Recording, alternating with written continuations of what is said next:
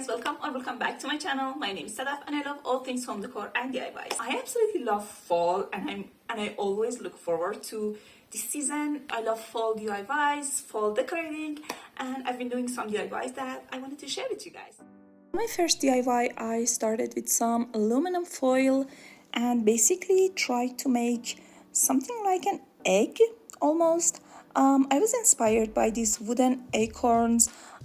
They are so cute. I'm obviously not gonna be making them out of wood, but I decided I could try and make them as close to them as I possibly could. So I started covering the foil with paper mache clay.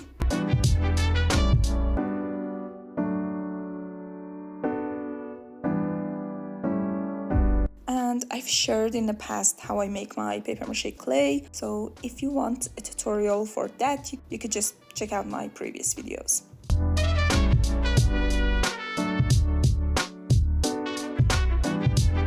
And if you've been following along for a while, you might have noticed that I keep going back and forth between posting my regular DIYs and our kitchen renovation videos.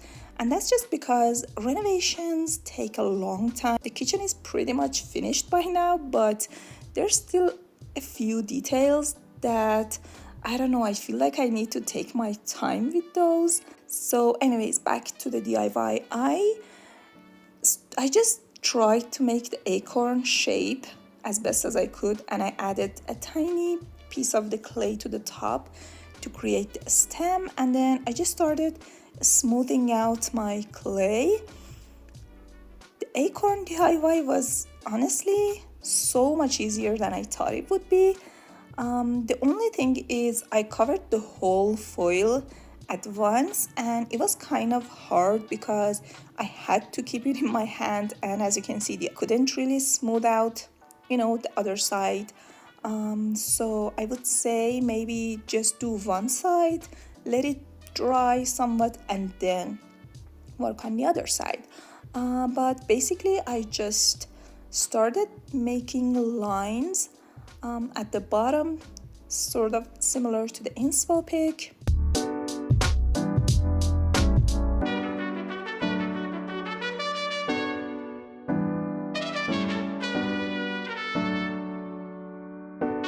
And then just use the nail. This is all I could find that had the right shape and size for what I wanted.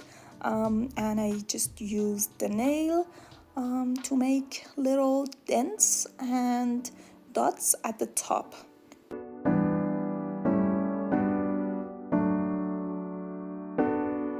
So I ended up making two, and for this one I used a new batch of clay that I had used green egg cartons for. So that's why the acorn is green. But basically what I did was I just grabbed some off-white acrylic paint. Now the paint doesn't really have to be off-white. You could just use white, you could use a light creamy paint. I've done this technique with all these colors and all of them work. So it doesn't really matter that much. But yeah, I usually just like to use an off-white, warm white sort of color. Once they were dry, I started then painting them with some wood stain.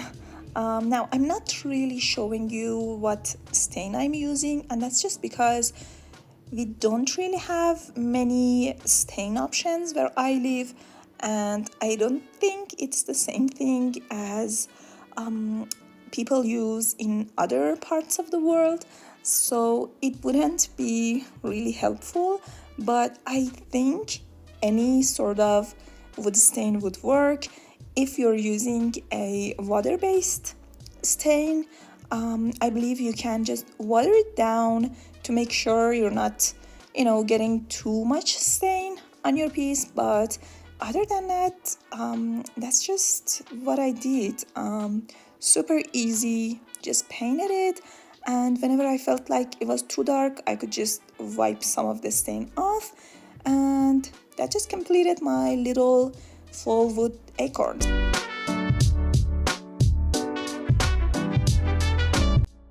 Now the second DIY wasn't as smooth as the first one. I basically wanted to make pumpkins and I didn't have any specific inspo for what I wanted to make.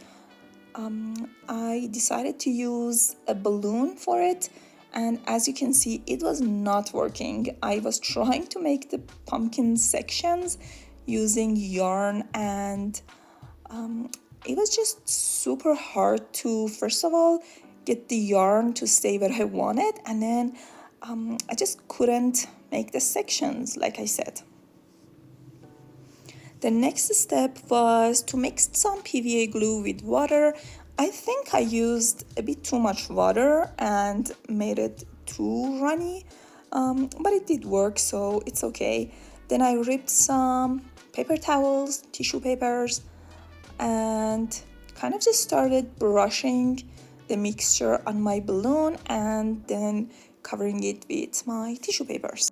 And as you can see, I kind of tried to add more yarn, and I thought maybe that could help, but honestly, it wasn't working.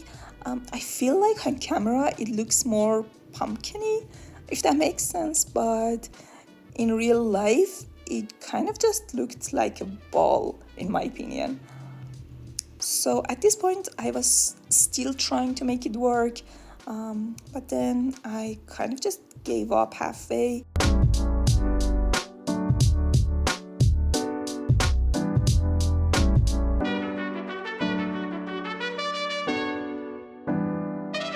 So once I realized the balloon wasn't working, I decided to go with my plan B.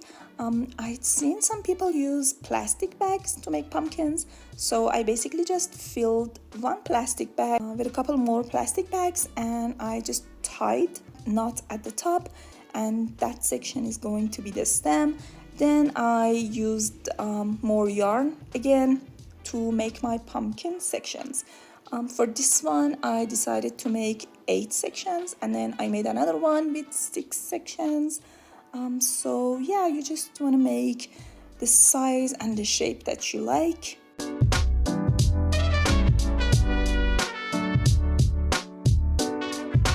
I started covering this one with paper towels, tissue papers, and this time as you can see, I was just dipping the tissue papers inside the mixture.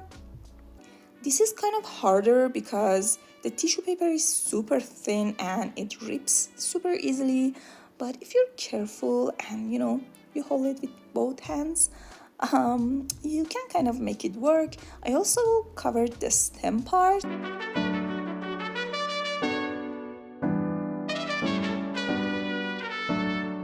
This is my pumpkin.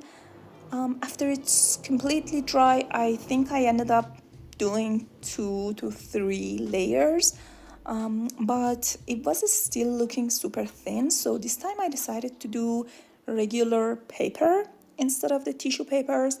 I wish I had done, used old papers. I didn't think of it sooner, but I wish I had done that. The only thing about using paper though is that you want to rip it, so you don't really want to have any sharp or super straight edges because they will show and they won't be smooth or seamless in the end, so you just want to rip your paper.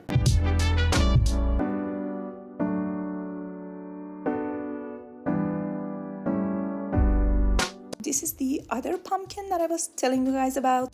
The pumpkins didn't turn out very smooth looking, and it kind of looked angular and sharp in some areas, and I feel like that just doesn't look very realistic. So what I did was I would put tiny pieces of tissue paper in those areas that needed to be kind of built up and more rounded, and I would add tons and tons of the mixture. And if you add enough of the mixture, it kind of starts to sort of like melt the tissue paper, and then you get this sort of like a clay thing that you can move around and change the shape.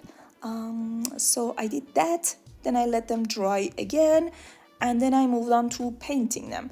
To paint them, I decided to use this almost peachy salmony color. I added tons of baking powder because I wanted to have this super textured paint, and I used a small container. As you can see, the paint was reacting, and yeah, it was kind of overflowing the bowl that I had, but I still felt like it wasn't giving me the texture that I wanted. So I still felt like I wasn't getting the texture that I wanted, so I ended up adding a lot more baking powder.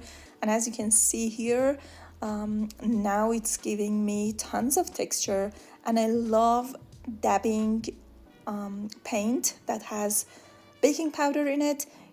It gives this really organic looking texture, I would say. The only thing is that you want to go back after 30 to 40 seconds because in some areas paint might be bubbling, so you just want to pop those bubbles.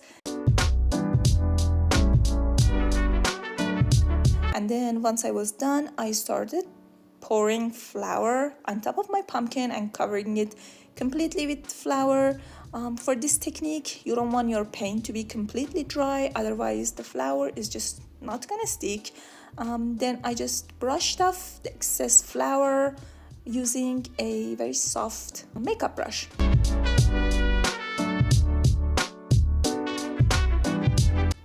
Then for the other one, I decided to go with this darker orangey type of paint, and I actually ended up liking this one a lot more, so I kind of just removed the flower off of the first one and changed the color of that one as well into the darker color. And then once that was done, I brought my pumpkins outside and started giving them a coat of a matte clear finish. And as you can see, once I'm spraying it, it's getting rid of a lot of the flour, so definitely add more flour than you think you need, but I feel like this just made the pumpkin look super realistic.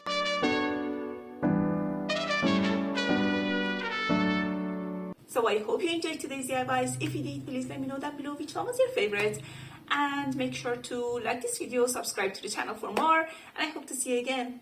Bye!